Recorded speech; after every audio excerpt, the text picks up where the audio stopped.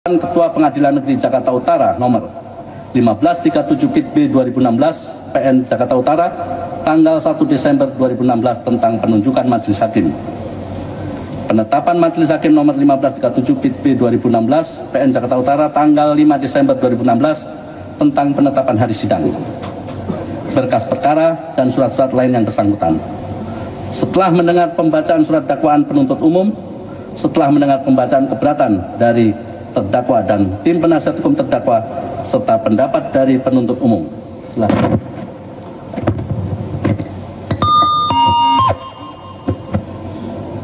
Menimbang bahwa terdakwa diajukan ke persidangan oleh penuntut umum didakwa bersama surat dakwaan sebagai berikut.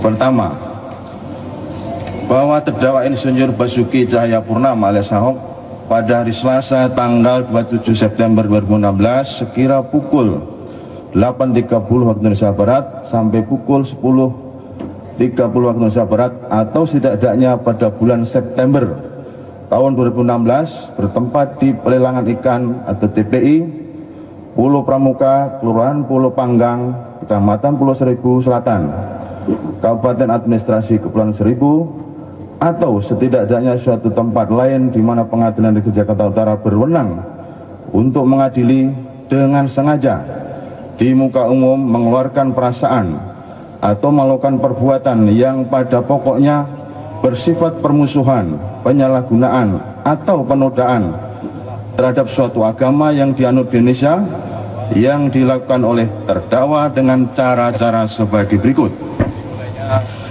Pada hari Selasa tanggal 27 September 2016 sekira pukul 8.30 waktu Indonesia Barat, terdakwa selaku Gubernur DKI atau daerah khusus ibu kota Jakarta mengadakan kunjungan kerja di tempat pelelangan ikan atau TPI Pulau Pramuka, Kelurahan Pulau Panggang, Kecamatan Pulau Seribu Selatan, Kabupaten Administrasi Kepulauan Seribu, Provinsi DKI Jakarta dalam rangka panen ikan kerapu dengan didampingi antara lain oleh anggota DPRD DKI Jakarta, Bupati Kepulauan Seribu, Kepala Dinas Kelautan, Perikanan dan Ketahanan Pangan Provinsi DKI Jakarta, asisten ekonomi, dan dihadiri oleh para nelayan, tokoh agama, tokoh masyarakat, dan aparat setempat. Pada saat terdakwa mengadakan kunjungan kerja tersebut, terdakwa telah terdaftar sebagai salah satu calon gubernur DKI Jakarta yang pemilihannya akan dilaksanakan pada bulan Februari tahun 2017. Bahwa meskipun pada kunjungan kerja tersebut tidak ada hubungannya dengan pelaksanaan pemilihan gubernur DKI Jakarta, akan tetapi oleh karena terdakwa telah terdaftar sebagai salah satu calon gubernur, maka ketika terdakwa memberikan sambutan dengan sengaja memasukkan kalimat yang berkaitan dengan agenda pemilihan gubernur DKI dengan mengaitkan surat Al-Maidah ayat 51 yang antara lain mengatakan sebagai berikut. Ini pemilihan kan dimajuin, jadi kalau terdakwa tidak terpilih pun terdakwa berhenti Oktober 2017. Jadi kalau program ini kita jalankan dengan baik pun Bapak Ibu masih sempat panen sama terdakwa, sekalipun terdakwa tidak terpilih jadi gubernur. Jadi cerita ini supaya Bapak Ibu semangat. Jadi gak usah pikiran, nanti kalau gak kepilih pasti Ahok programnya bubar. Enggak, terdakwa sampai Oktober 2017. Jadi jangan percaya sama orang, jangan percaya sama orang. Kan bisa aja dalam hati kecil Bapak Ibu gak bisa pilih terdakwa, ia kan dibohongi pakai surat Al-Maidah 51 macam-macam itu hak Bapak Ibu ya. Jadi kalau Bapak Ibu perasaan gak bisa kepilih nih karena terdakwa takut masuk neraka karena dibohongin gitu, ya nggak apa-apa. Karena ini kan panggilan pribadi Bapak Ibu, program ini jalan saja. Jadi Bapak Ibu gak usah merasa gak enak dalam nuraninya gak bisa milih Ahok, gak suka sama Ahok nih, tapi programnya buat kalau terima gak enak dong. Jadi utang budi, jangan Bapak Ibu punya perasaan gak enak nanti mati pelan-pelan loh karena stroke. Bahwa dengan perkataan terdakwa tersebut seolah-olah surat Al-Maidah ayat 51 telah dipergunakan oleh orang lain untuk membohongi dan membodohi masyarakat dalam pemilihan kepala daerah. Padahal terdakwa sendiri yang mendudukkan atau menempatkan surat Al-Maidah ayat 51 sebagai alat atau sarana untuk membohongi dan membodohi dalam proses pemilihan kepala daerah. Karena menurut terdakwa, kandungan surat Al-Maidah ayat 51 tidak ada hubungannya dalam memilih kepala daerah, di mana pendapat tersebut didasarkan pada pengalaman terdakwa pada saat mencalonkan diri sebagai Gubernur Bangka Belitung. Saat itu terdakwa mendapatkan selebaran-selebaran yang pada pokoknya berisi larangan memilih pemimpin non-muslim, yang antara lain mengacu pada surat Al-Maidah ayat 51 yang dilakukan oleh lawan-lawan politik terdakwa. Bahwa surat Al-Maidah ayat 51 yang merupakan bagian dari Al-Quran sebagai kitab suci agama Islam berdasarkan terjemahan Departemen atau Kementerian Agama adalah: wahai orang-orang yang beriman, janganlah kamu mengambil orang-orang Yahudi dan Nasrani menjadi pemimpin-pemimpinmu. Sebagian mereka adalah pemimpin bagi sebagian yang lain. Barang siapa di antara kamu mengambil mereka menjadi pemimpin, maka sesungguhnya orang itu termasuk golongan mereka. Sesungguhnya Allah tidak memberi petunjuk kepada orang-orang yang zalim. Di mana terjemahan dan interpretasinya menjadi domain bagi pemeluk dan penganut agama Islam, baik dalam pemahamannya maupun dalam penerapannya. Bahwa perbuatan terdakwa yang telah mendudukkan atau menempatkan surat Al-Maidah ayat 51 sebagai alat atau sarana untuk membohongi dan membodohi masyarakat dalam rangka pemilihan Gubernur DKI Jakarta dipandang sebagai penodaan terhadap Al-Quran sebagai kitab suci agama Islam, sejalan dengan pendapat dan sikap keagamaan Majelis Ulama Indonesia atau MUI tanggal 11 Oktober 2016 angka 4 yang menyatakan bahwa kandungan surat Al-Maidah ayat 51 yang berisi larangan menjadikan Yahudi dan Nasrani sebagai pemimpin adalah sebuah kebohongan, hukumnya haram dan termasuk penodaan terhadap Al-Quran. Perbuatan terdakwa Insinyur Basuki Cahayapurnama alias Ahok sebenarnya diatur dan diancam pidana dalam pasal 156A huruf A Kitab Undang-Undang Hukum Pidana.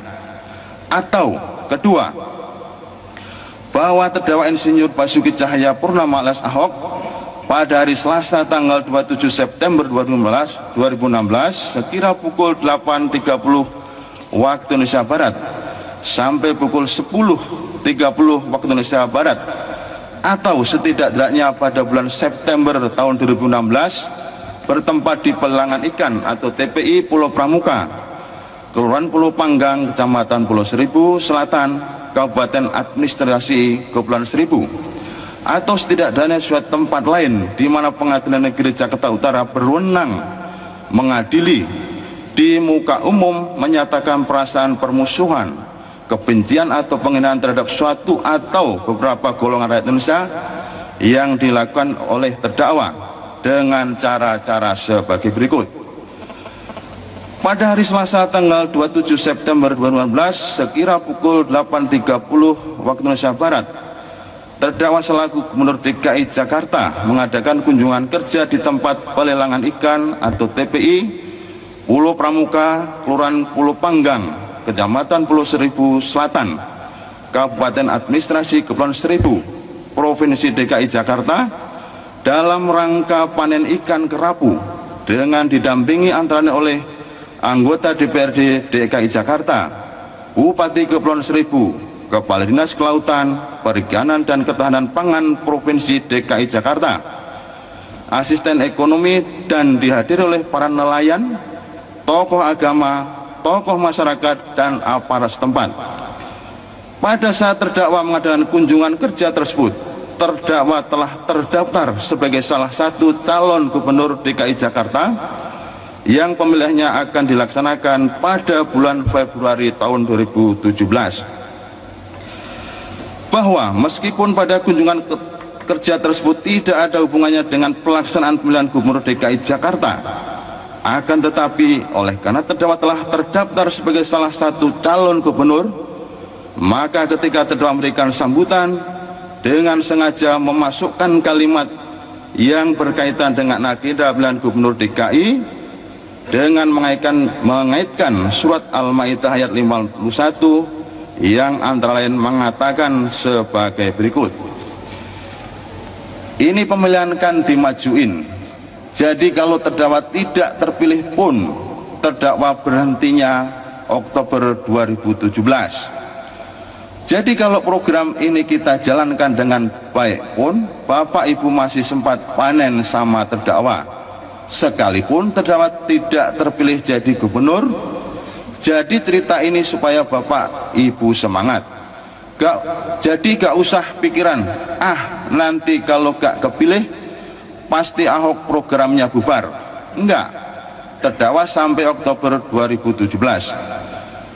Jadi jangan percaya sama orang, kan bisa aja dalam hal kecil Bapak Ibu gak bisa pilih terdakwa, ya kan dibohongi pakai surat Al-Maidah 51 macam-macam itu hak Bapak Ibu ya. Jadi kalau Bapak Ibu perasaan nggak enak, perasaan nggak bisa kepilih nih karena terdakwa takut masuk neraka karena dibohongi gitu, ya nggak apa-apa, karena ini kan panggilan pribadi Bapak Ibu, program ini jalan saja.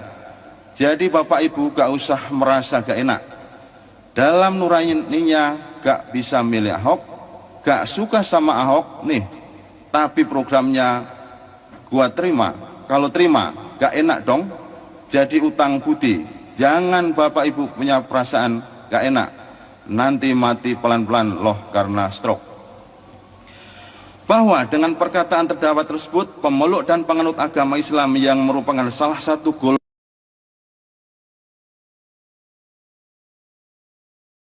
politik terdakwa, bahwa surat Al-Maidah ayat 51 berdasarkan terjemahan Departemen atau Kementerian Agama adalah, wahai orang-orang yang beriman, janganlah kamu mengambil adalah pemimpin bagi sebagian yang lain. Barang siapa di antara kamu mengambil mereka menjadi pemimpin, maka sesungguhnya orang itu termasuk golongan mereka. Sesungguhnya Allah tidak memberi petunjuk kepada orang-orang yang zalim. Di mana terjemahan dan interpretasinya menjadi domain bagi pemeluk dan penganut agama Islam, baik dalam pemahamannya maupun di dalam penerapannya.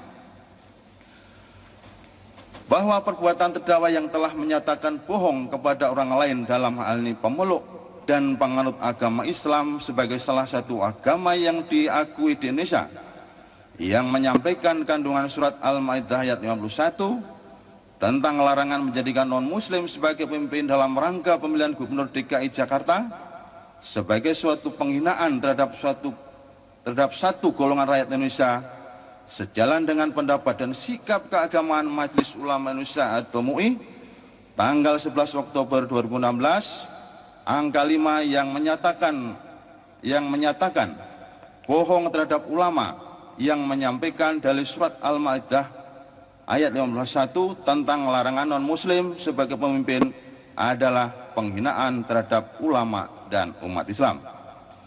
Perbuatan terdakwa Insinyur Basuki Cahayapurnama alias Ahok sebenarnya diatur dan diancam pidana dalam pasal 156 Kitab Undang-Undang Hukum Pidana.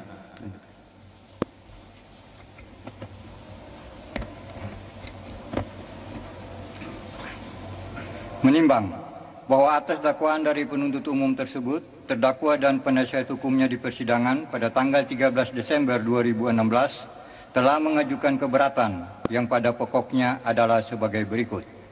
Keberatan terdakwa. Menimbang bahwa terdakwa di dalam nota keberatannya pada pokoknya mohon agar majelis hakim memutuskan menyatakan dakwaan saudara jaksa penuntut umum tidak dapat diterima atau batal demi hukum karena tidak ada niat terdakwa untuk melakukan penistaan terhadap umat Islam dan penghinaan terhadap para ulama dengan fakta-fakta sebagai berikut. 1. Bahwa apa yang terdakwa utarakan di Kepulauan Seribu bukan dimaksudkan untuk menafsirkan surat Al-Maidah 51, apalagi berniat menista agama Islam, dan juga berniat untuk menghina para ulama. Namun ucapan itu terdakwa maksudkan untuk para oknum politisi yang memanfaatkan surat Al-Maidah 51 secara tidak benar, karena tidak mau bersaing secara sehat dalam persaingan pilkada. Dalam hal ini bisa jadi tutur bahasa terdakwa yang bisa memberikan persepsi atau tafsiran yang tidak sesuai dengan apa yang terdakwa niatkan atau dengan apa yang terdakwa maksudkan pada saat terdakwa berbicara di Kepulauan Seribu. 2. Bahwa sebelum menjadi pejabat, secara pribadi, terdakwa sudah sering menyumbang untuk pembangunan masjid di Belitung Timur, dan kebiasaan ini tetap terdakwa teruskan saat terdakwa menjabat sebagai anggota DPRD tingkat 2 Belitung Timur. Dan kemudian, sebagai Bupati Belitung Timur, terdakwa sudah menerapkan banyak program membangun masjid, musola, dan surau, dan bahkan merencanakan pembangunan pesantren dengan beberapa kiai dari Jawa Timur. Terdakwa pun menyisihkan penghasilan terdakwa sejak menjadi pejabat publik minimal 2,5% untuk disedekahkan yang di dalam Islam dikenal sebagai pembayaran zakat, termasuk menyerahkan hewan kurban atau bantuan daging di Hari Raya Idul Fitri dan Idul Adha. Terdakwa juga mengeluarkan kebijakan-kebijakan, termasuk untuk menggaji guru-guru mengaji dan menghajikan penjaga masjid, musola, marbot dan muadzin, dan penjaga makam. Ketika menjadi Gubernur DKI Jakarta, terdakwa juga membuat banyak kebijakan, di antaranya kebijakan agar di bulan suci Ramadan, para PNS dan honorer bisa pulang lebih awal dari aturan lama jam 15 waktu Indonesia Barat, terdakwa ubah menjadi jam 14 waktu Indonesia Barat. Agar umat muslim dapat berbuka puasa bersama keluarga di rumah, sholat maghrib berjamaah, dan bisa tarawih bersama keluarganya. Terdakwa juga ingin melihat Balai Kota mempunyai masjid yang megah untuk PNS, sehingga bisa melaksanakan ibadahnya ketika bekerja di Balai Kota. Karena itu Pemda membangun Masjid Fathahillah di Balai Kota. 3. Bahwa pandangan terdakwa tentang surat Al-Maidah ayat 51 telah ditulis dalam bukunya yang salah satu subjudul dari buku terdakwa yang berjudul Berlindung di balik ayat suci. Berlindung di balik ayat suci. Ditulis pada tahun 2008, isinya sebagai berikut. Selama karier politik terdakwa, dari mendaftarkan diri sebagai anggota partai baru, menjadi ketua cabang, melakukan verifikasi, sampai mengikuti pemilu, kampanye pemilihan bupati, bahkan sampai gubernur, ada ayat yang sama yang terdakwa begitu kenal digunakan untuk memecah belah rakyat dengan tujuan memuluskan jalan meraih puncak kekuasaan oleh oknum yang kerasukan roh kolonialisme. Ayat ini sengaja disebarkan oleh oknum-oknum elit karena tidak bisa bersaing dengan visi misi program dan integritas pribadinya. Dari oknum elit yang berlindung di balik ayat suci agama Islam, mereka menggunakan surat Al-Maidah 51. Isinya melarang rakyat menjadikan kaum Nasrani dan Yahudi menjadi pemimpin mereka, dengan tambahan jangan pernah memilih kafir menjadi pemimpin. Intinya mereka mengajak agar memilih pemimpin dari kaum yang seiman. 4. Bahwa setelah terdakwa tanyakan kepada teman-teman, ternyata ayat ini dalam kurung surat Al-Maidah ayat 51 diturunkan pada saat adanya orang-orang muslim yang ingin membunuh Nabi besar Muhammad dengan cara membuat koalisi dengan kelompok Nasrani dan Yahudi di tempat itu. Jadi jelas bukan dalam rangka memilih kepala pemerintahan, karena di NKRI kepala pemerintahan bukanlah kepala agama atau imam kepala. Keberatan penasihat hukum terdakwa. A. Mengenai dakwaan penuntut umum tidak dapat diterima.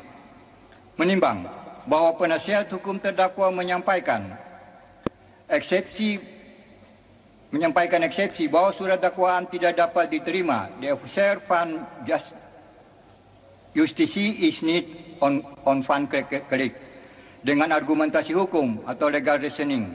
Pada pokoknya, saudara penuntut umum telah mengabaikan atau setidak-tidaknya mengesampingkan keberlakuan dalam kurung legalitas dari mekanisme peringatan keras sebagaimana diatur Undang-Undang Nomor 1/PNPS/1965 tentang pencegahan penyalahgunaan dan atau penodaan agama sebagai hukum positif belum pernah dicabut, sehingga dakwaan penuntut umum dan beralasan secara hukum untuk dinyatakan tidak dapat diterima. B. Mengenai surat dakwaan harus dibatalkan. Menimbang bahwa penasihat hukum terdakwa menyampaikan eksepsi yang pada bahwa surat dakwaan harus dibatalkan dengan alasan sebagai berikut. 1. Penuntut umum tidak cermat, tidak jelas, tidak lengkap karena dakwaan hanya mencantumkan perbuatan yang disangkakan tanpa mencantumkan akibatnya. Bahwa dengan melihat secara lengkap pasal 100 adalah tindak pidana material, di mana tindak pidana hanya akan terjadi dengan adanya akibat dari perbuatan itu, yaitu orang menjadi tidak beragama. 2. Saudara penuntut umum telah menciptakan akibat hukum baru dalam huruf B pasal 156A KUHP, yaitu seharusnya berakibat tidak menganutnya agama apapun menjadi dalam rangkaian pemilihan Gubernur DKI Jakarta. Sebagaimana diuraikan di atas, tujuannya dari perbuatan sebagaimana diatur dalam pasal 156A KUHP adalah agar seseorang tidak menganut suatu agama apapun juga. Sementara dalam surat dakwaan ini, saudara penuntut umum menyatakan bahwa perbuatan terdakwa dilakukan dalam rangka pemilihan Gubernur DKI Jakarta. 3. Saudara penuntut umum dalam dakwaannya tidak mendefinisikan secara tegas subjek korban sebagaimana dimaksud dalam pasal 156 KUHP dan subjek korban yang dimaksud oleh Insinyur Basuki Cahayapurnama alias Ahok dalam kurung dakwaan alternatif kedua. Menimbang bahwa dalam nota keberatan bagian permohonan tim penasihat hukum terdakwa memohon agar supaya majelis hakim memutuskan 1. Menerima dan mengabulkan eksepsi atau nota keberatan tim penasihat hukum terhadap surat dakwaan penuntut umum pada Kejaksaan Negeri Jakarta Utara nomor rek perkara PDM garis datar 147 garing JKT.UT garing 12 garing 2016 tertanggal 1 Desember 2016 untuk seluruhnya. 2. Menyatakan surat dakwaan penuntut umum pada Kejaksaan Negeri Jakarta Utara nomor rek perkara PDM garis datar 147 garing JKT.UT garing 12 garing 2016 tanggal 1 Desember 2016 tidak dapat diterima. The officer is need on fan klik atau setidak-tidaknya batal demi hukum. 3. Mengembalikan hak-hak, kemampuan, kedudukan, harkat dan martabat Insinyur Basuki Cahayapurnama MM alias Ahok. 4. Menyatakan membebankan biaya perkara ini kepada negara. Menimbang bahwa atas keberatan terdakwa dan penasihat hukum terdakwa tersebut, penuntut umum telah mengajukan pendapat pada persidangan tanggal 20 Desember yang pada pokoknya adalah sebagai berikut. Pendapat terhadap materi keberatan terdakwa. Atas materi keberatan terdakwa, penuntut umum telah memberikan pendapat yang pada pokoknya sebagai berikut. 1. Terdakwa tidak bermaksud untuk menafsirkan surat Al-Maidah ayat 51, apalagi berniat menista agama dan juga tidak berniat untuk menghina para ulama. Pendapat bahwa dakwaan alternatif pertama yang didakwakan kepada terdakwa adalah pelanggaran terhadap ketentuan pasal 156A huruf A KUHP yang berasal dari ketentuan pasal 4 Undang-Undang Nomor 1 PNPS 1965, bukan didakwa dengan pelanggaran terhadap ketentuan pasal 1 Yungto pasal 3 Undang-Undang Nomor 1 garing PNPS garing 1965, sehingga materi dakwaan pelanggaran terhadap pasal 156A huruf A KUHP tersebut tidak terkait langsung dengan tafsir surat Al-Maidah ayat 51. 2. Bahwa terdakwa dalam kebijakannya sebagai Gubernur DKI Jakarta sangat peduli kepada kegiatan keagamaan umat Islam. Pendapat mengenai keberatan ini sepanjang hal tersebut menyangkut kebijakan terdakwa selaku Gubernur dalam penggunaan dana dari APBD Provinsi DKI Jakarta adalah merupakan hal yang wajar dan biasa dilakukan oleh pejabat publik di mana saja. Karena memang sudah merupakan kewajiban terdakwa sebagai gubernur untuk melayani masyarakat yang dipimpinnya. Keberatan ini sebenarnya sudah masuk dalam materi perkara yang justru akan penuntut umum buktikan dalam tahap pembuktian di persidangan berikutnya. 3. Pandangan terdakwa tentang surat Al-Maidah ayat 51 dalam kaitannya dengan pengalaman terdakwa dalam persaingan pilkada. Pendapat, jangankan terdakwa, siapapun tidak boleh dan tidak dapat menempatkan surat Al-Maidah ayat 51 sebagai bagian dari Al-Quran, kitab suci bagi agama Islam, yang bukan pada tempatnya, yang seolah-olah surat Al-Maidah ayat 51 dipergunakan sebagai alat untuk memecah belah rakyat dan sebagai tempat berlindung bagi oknum-oknum elit politik. Ketika surat Al-Maidah ayat 51 tersebut digunakan oleh para politisi dalam pilkada. 4. Surat Al-Maidah ayat 51 bukan dalam rangka memilih kepala pemerintahan, karena menurut teman-teman terdakwa, ayat ini diturunkan pada saat adanya orang-orang muslim yang ingin membunuh Nabi besar Muhammad dengan cara membuat koalisi dengan kelompok Nasrani dan Yahudi. Pendapat, tentang keberatan ini penuntut umum tidak bisa memberikan pendapat karena tidak bisa diverifikasi sumbernya. Dalam hal ini terdakwa hanya mengatakan hal itu hanya berasal dari jawaban teman-teman terdakwa. Pendapat penuntut umum atas keberatan penasihat hukum. 1.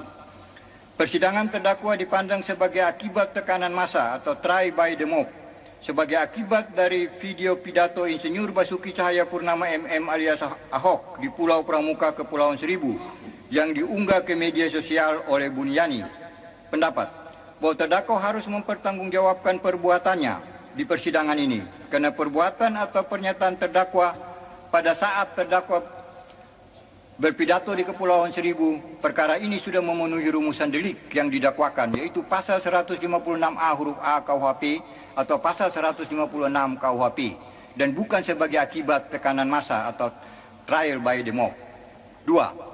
Proses hukum yang terlalu cepat dalam perkara Insinyur Basuki Cahayapurnama MM alias Ahok, yaitu di luar kebiasaan dalam proses penegakan hukum. Pendapat, Kitab Undang-Undang Hukum Acara Pidana telah mengatur waktu penelitian berkas perkara oleh penuntut umum selama maksimal 14 hari. Waktu selama 14 hari tersebut tidak wajib dipakai seluruhnya, apalagi dalam perkara AKO. Menurut penuntut umum, berkas perkara telah lengkap dan memenuhi syarat untuk dilimpahkan ke pengadilan. 3. Penetapan tersangka Insinyur Basuki Cahayapurnama MM alias Ahok oleh pihak kepolisian adalah tidak sesuai dengan prosedur dan melanggar HAM terdakwa. Pendapat, jika menurut penasihat hukum penetapan tersangka Insinyur Basuki Cahayapurnama MM alias Ahok tidak sesuai dengan prosedur, seharusnya diajukan dalam sidang pra-peradilan, bukan dalam tahap penyampaian keberatan atau eksepsi. Lanjut.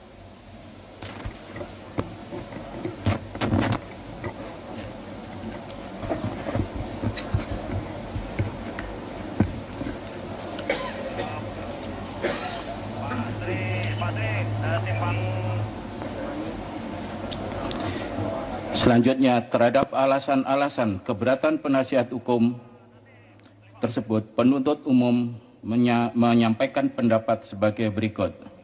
1. Mengenai dakwaan penuntut umum tidak dapat diterima dengan alasan penuntut umum telah mengabaikan atau setidak-tidaknya mengesampingkan keberlakuan atau legalitas dari mekanisme peringatan keras sebagaimana diatur Undang-Undang Nomor 1 PNPS 1965 tentang pencegahan penyalahgunaan dan atau penodaan agama sebagai hukum positif belum pernah dicabut, sehingga dakwaan penuntut umum patut dan beralasan secara hukum untuk dinyatakan tidak dapat diterima.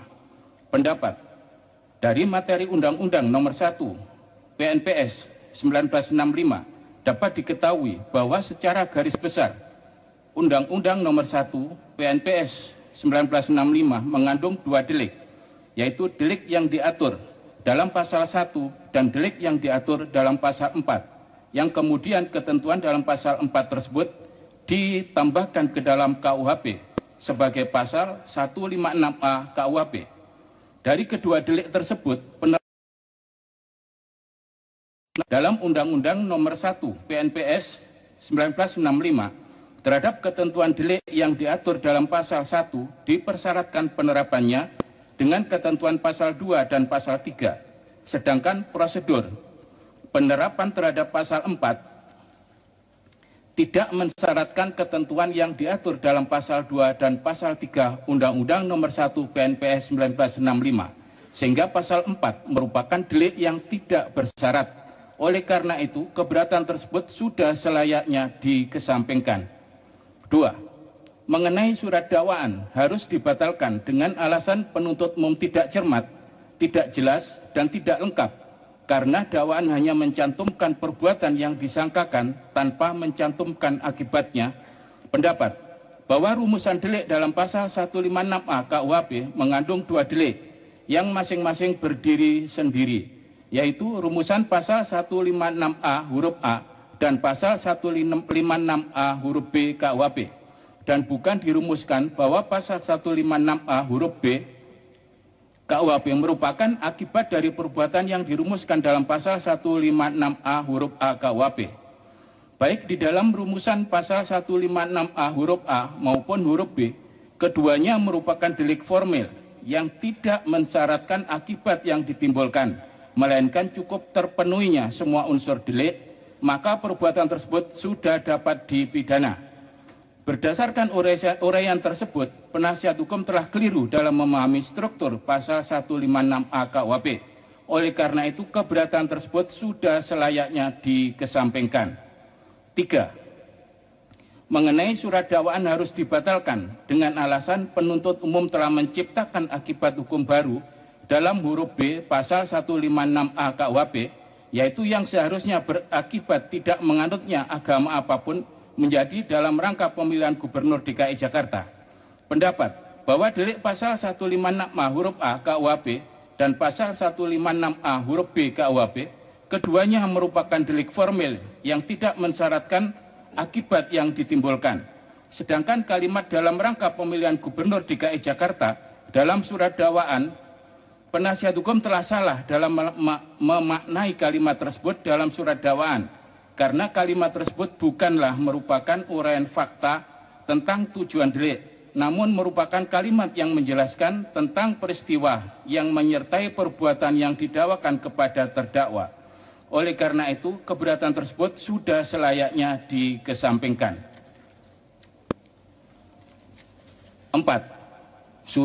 Mengenai surat dakwaan harus dibatalkan dengan alasan penuntut umum dalam dakwaannya tidak dapat mendefinisikan secara tegas subjek korban sebagaimana dimaksud pasal 156 KUHP, dan subjek korban yang dimaksud oleh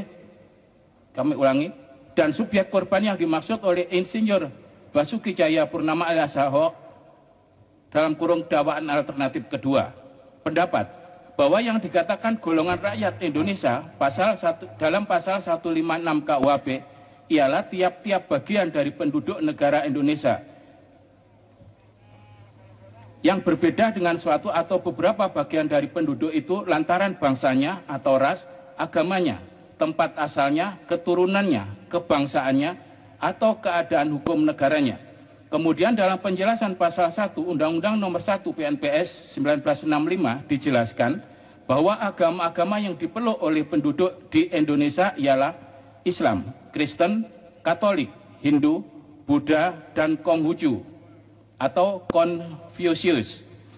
Dengan penjelasan tersebut, golongan pemeluk dan penganut agama Islam adalah salah satu golongan rakyat Indonesia yang tidak perlu dikelompokkan lagi menjadi organisasi-organisasi pemeluk dan penganut agama Islam.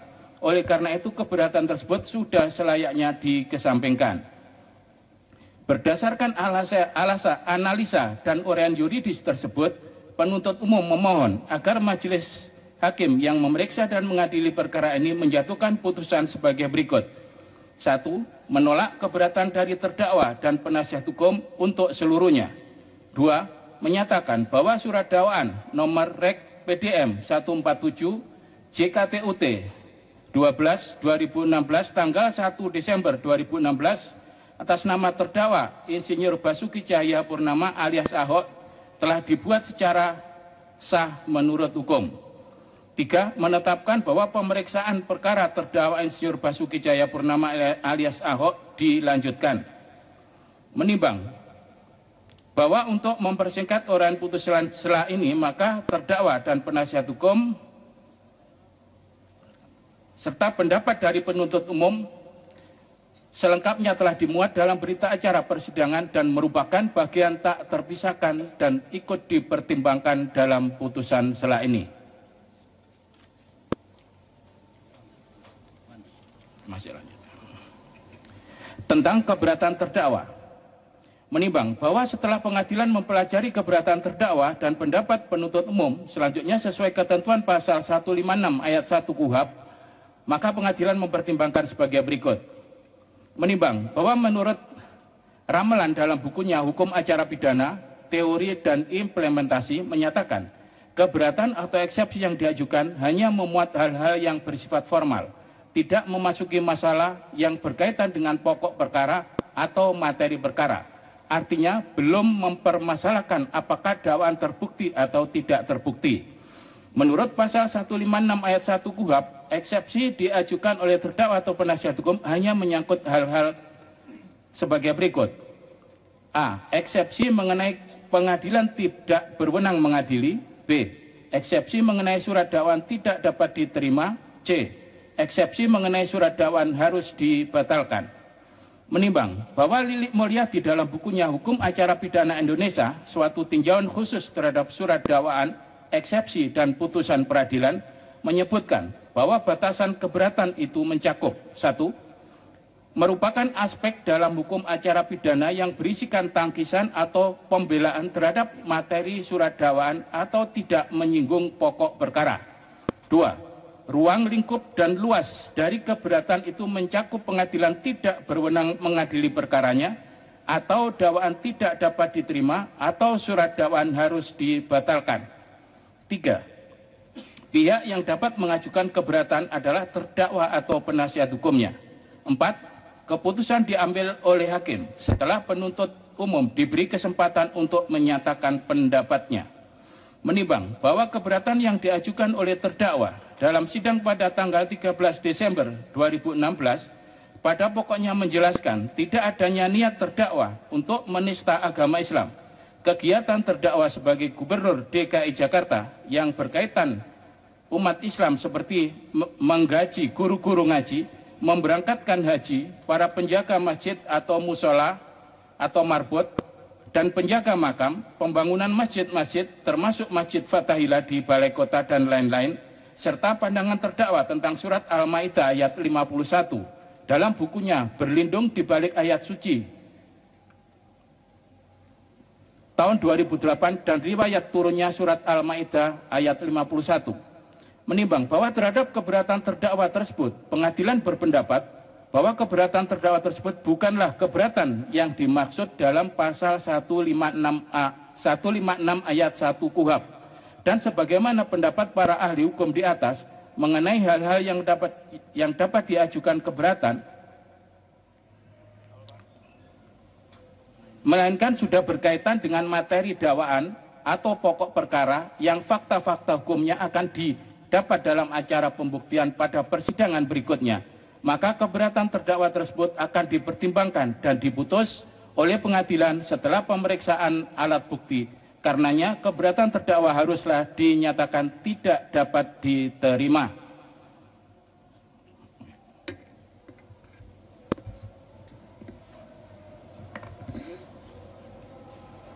Tentang keberatan penasihat hukum.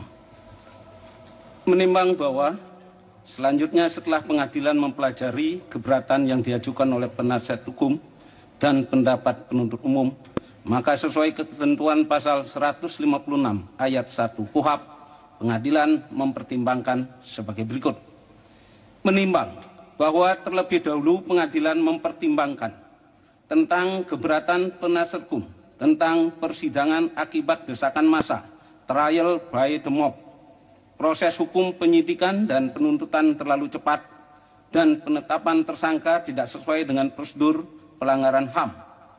Menimbang bahwa terhadap keberatan tersebut, pengadilan berpendapat bahwa pengadilan menyidangkan suatu perkara bukan atas dasar desakan massa atau publik, tetapi berdasar adanya pelimpahan berkas perkara dari penuntut umum yang memohon untuk disidangkan dan diadili. Menimbang bahwa selanjutnya pengadilan mempertimbangkan keberatan penuntut umum selebihnya.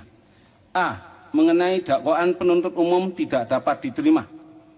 Menimbang bahwa penasihat hukum terdakwa menyampaikan eksepsi bahwa surat dakwaan tidak dapat diterima. The officier van justitie is niet on van klek. Dengan argumentasi hukum legal reasoning. Pada pokoknya penuntut umum telah mengabaikan atau setidak-tidaknya mengesampingkan keberlakuan legalitas dari mekanisme peringatan keras sebagaimana diatur Undang-Undang Nomor 1 garis miring PNPS garis miring 1965 tentang pencegahan penyalahgunaan dan atau penodaan agama sebagai hukum positif belum pernah dicabut, sehingga dakwaan penuntut umum patut dan beralasan secara hukum untuk dinyatakan tidak dapat diterima. Menimbang bahwa terdakwa diajukan ke depan persidangan dengan dakwaan alternatif, yaitu pertama, sebagaimana diatur dan diancam pidana dalam pasal 156A huruf A Kitab Undang-Undang Hukum Pidana, atau kedua, sebagaimana diatur dan diancam pidana dalam pasal 156 Kitab Undang-Undang Hukum Pidana. Menimbang bahwa dalil keberatan penasihat hukum terdakwa yang menyatakan penuntut umum telah mengabaikan atau setidak-tidaknya mengesampingkan keberlakuan legalitas dari mekanisme peringatan keras sebagaimana diatur Undang-Undang Nomor 1 garis miring PNPS garis miring 1965 tentang pencegahan penyalahgunaan dan atau penodaan agama sebagai hukum positif adalah tidak benar, karena dalam pasal 4 Undang-Undang Nomor 1 garis miring PNPS garis miring 1965 menyebutkan pada Kitab Undang-Undang Hukum Pidana diadakan pasal baru yang berbunyi sebagai berikut. Pasal 156A, dipidana dengan pidana penjara selama-lamanya 5 tahun barang siapa dengan sengaja di muka umum mengeluarkan perasaan atau melakukan perbuatan A. yang pada pokoknya bersifat permusuhan, penyalahgunaan atau penodaan terhadap suatu agama yang dianut di Indonesia. B. Dengan maksud agar supaya orang tidak menganut agama apapun juga yang bersendikan ketuhanan yang Maha Esa. Menimbang bahwa berdasarkan ketentuan pasal 4 tersebut dalam KUHP diadakan atau disisipkan pasal baru, yaitu pasal 156A yang bunyinya sebagaimana tersebut di atas, sehingga penuntut umum yang mendakwa pasal 156A KUHP tersebut terhadap terdakwa bukan berarti mengabaikan atau mengesampingkan keberlakuan atau legalitas Undang-Undang Nomor 1 garis miring PNPS garis miring 1965, tetapi justru penuntut umum melaksanakan ketentuan pasal 4 Undang-Undang Nomor 1 garis miring PNPS garis miring 1965 tersebut. Menimbang bahwa pendapat penasihat hukum yang mendalilkan bahwa terdakwa harus diperingatkan terlebih dahulu sebelum diproses perkaranya di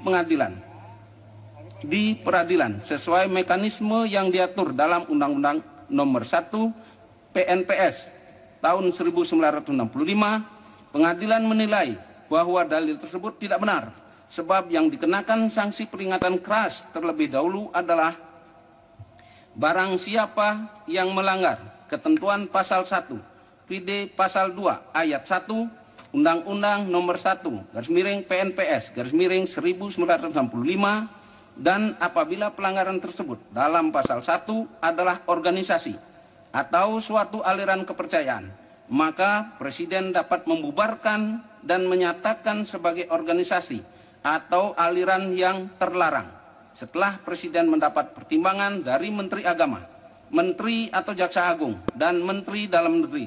PD pasal 2 ayat 2 Undang-Undang Nomor 1 garis miring PNPS garis miring 1965. Menimbang bahwa apabila setelah mendapat peringatan atau tindakan sebagaimana diatur dalam pasal 2 ayat 1 dan ayat 2 tersebut, orang atau organisasi atau aliran kepercayaan tersebut masih terus melanggar ketentuan pasal 1, maka yang bersangkutan dipidana dengan pidana selama-lamanya 5 tahun. PD pasal 3 Undang-Undang Nomor 1 PNPS miring 1965. Menimbang bahwa berdasarkan ketentuan pasal 2 ayat 1 dan ayat 2 Undang-Undang Nomor 1 PNPS miring 1965, dalil penasihat hukum tersebut diterapkan khusus bagi barang siapa, organisasi atau suatu aliran kepercayaan yang perbuatannya diatur dan diancam ketentuan pasal 1 Undang-Undang Nomor 1 PNPS miring 1965. Menimbang bahwa dalam dakwaan pertama terdakwa didakwa melanggar pasal 156A huruf A KUHP yang merupakan pasal baru di KUHP atas dasar ketentuan pasal 4 Undang-Undang Nomor 1 PNPS miring 1965, sehingga penerapan pasal 156A KUHP tidak perlu melalui proses peringatan keras terlebih dahulu. Menimbang bahwa berdasarkan pertimbangan hukum tersebut di atas, maka keberatan penasihat hukum tersebut tidak berdasar dan beralasan hukum. B. Mengenai surat dakwaan harus dibatalkan. Menimbang bahwa penasihat hukum mendalilkan dalam nota keberatannya bahwa surat dakwaan harus dibatalkan dengan alasan sebagai berikut. 1. Penuntut umum tidak cermat, tidak jelas, dan tidak lengkap, karena dakwaan hanya mencantumkan perbuatan yang disangkakan tanpa mencantumkan akibatnya. Menimbang dengan melihat secara lengkap pasal 156A KUHP tersebut, maka jelas unsur yang terdapat di dalam huruf A dan huruf B adalah satu kesatuan utuh yang tidak terpisahkan, di mana huruf A tersebut adalah perbuatan pidananya, sementara huruf B adalah akibat dari adanya perbuatan tersebut dalam huruf A. Melihat pada unsur-unsur yang diuraikan dalam pasal 156 KUHP, maka tindak pidana yang terjadi dalam pasal 156A KUHP ini secara doktrin adalah tindak pidana material, di mana tindak pidana hanya akan terjadi dengan adanya akibat dari perbuatan itu, yaitu orang menjadi tidak beragama. Menimbang bahwa atas keberatan penasihat hukum tersebut, pengadilan mempertimbangkan sebagai berikut. Menimbang bahwa oleh karena penasihat hukum dalam keberatannya di atas mempermasalahkan antara perbuatan pidana dan akibat dari adanya perbuatan pidana, maka sebelum mempertimbangkan keberatan tersebut, pengadilan akan menjelaskan masalah delik formil dan delik material.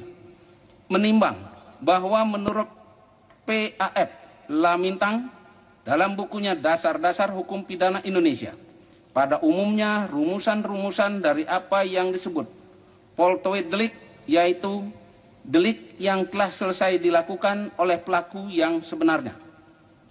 Delik formal atau formil delik itu adalah delik yang dianggap telah selesai dengan dilakukannya tindakan yang dilarang dan diancam dengan hukuman oleh undang-undang. Delik material atau material delik itu adalah delik yang dianggap telah selesai dengan ditimbulkannya akibat yang dilarang dan diancam dengan hukuman oleh undang-undang. Menimbang bahwa Edi O.S. Hiari dalam bukunya Prinsip-Prinsip Hukum Pidana edisi revisi menjelaskan bahwa perbedaan delik ke dalam bentuk delik formal dan delik material tidak terlepas dari makna yang terkandung dari istilah perbuatan itu sendiri. Bahwa dalam istilah perbuatan mengandung dua hal yang kelakuan dan tindakan dan akibat. Kelakuan atau tindakan dan akibat.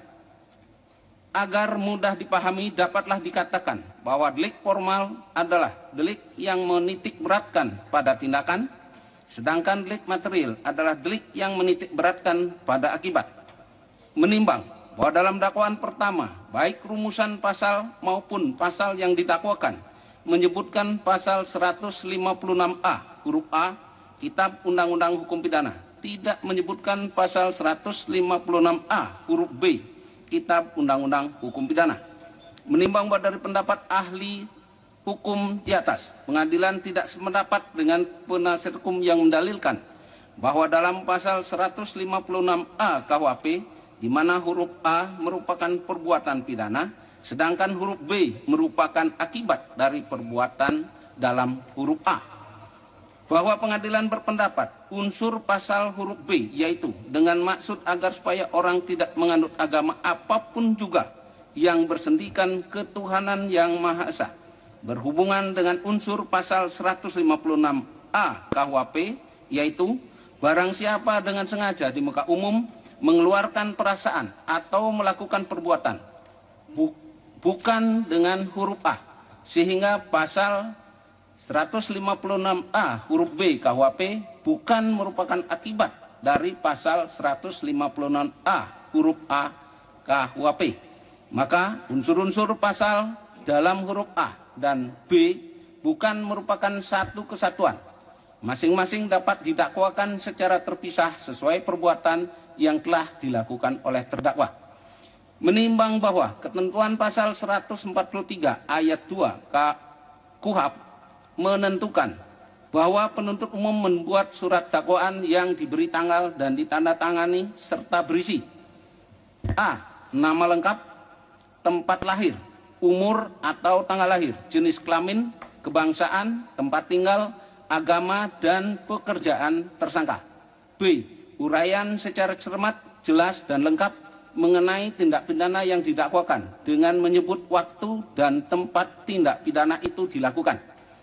Menimbang bahwa meskipun undang-undang menghendaki uraian surat dakwaan secara cermat, jelas, dan lengkap, tetapi KUHP sendiri tidak menentukan bagaimana suatu uraian tindak pidana dalam suatu surat dakwaan dikatakan cermat, jelas, dan lengkap atau belum, atau tidak cermat, jelas, kabur, dan tidak lengkap. Namun apabila ditinjau dari pendapat doktrin, pengertian cermat dimaksudkan surat dakwaan dibuat penuh ketelitian dan tidak sembarangan, serta hati-hati disertai suatu ketajaman dan keteguhan.